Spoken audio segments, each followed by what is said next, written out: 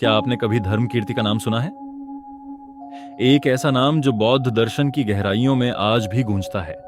एक ऐसा मस्तिष्क जिसने तर्क और ज्ञान की दुनिया को एक नई दिशा दी। 7वीं शताब्दी में दक्षिण भारत में जन्मे धर्मकीर्ति बौद्ध तर्कशास्त्र के महानतम विद्वानों में से एक बने। उनकी विचारधारा ने न केवल बौद्ध दर्शन को बल्कि संपूर्ण दार्शनिक जगत को प्रभावित किया। लेकिन वे कौन थे और आज भी उनके विचार इतने महत्वपूर्ण क्यों हैं? धर्मकीर्ति महान बौद्ध तर्कशास्त्री दिग्नाग से बहुत प्रभावित थे, लेकिन उन्होंने सिर्फ अपने गुरु का अनुसरण नहीं किया, बल्कि उनके विचारों को और भी विकसित किया, जिससे बौद्ध तर्कशास्त्र और मजबूत हुआ।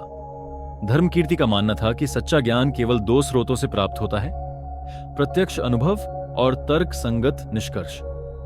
वे अंधविश्वासों को चुनौती देते थे और हर विचार को प्रमाण और तर्क के आधार पर परखते थे।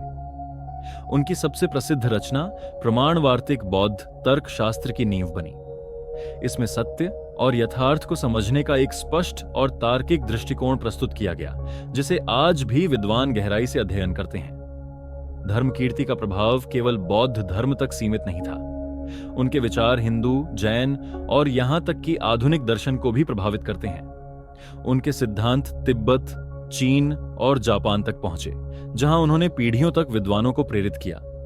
आज भी धर्मकीर्ति का तर्कशास्त्र विश्वविद्यालयों में पढ़ाया जाता है। यह साबित करता है कि उनका ज्ञान अपने समय से बहुत आगे था। उनकी शिक्षा हमें यह सिखाती है कि सत्य को खोजें, प्रश्न पूछें और तर्क को अपनी राह बनाएं।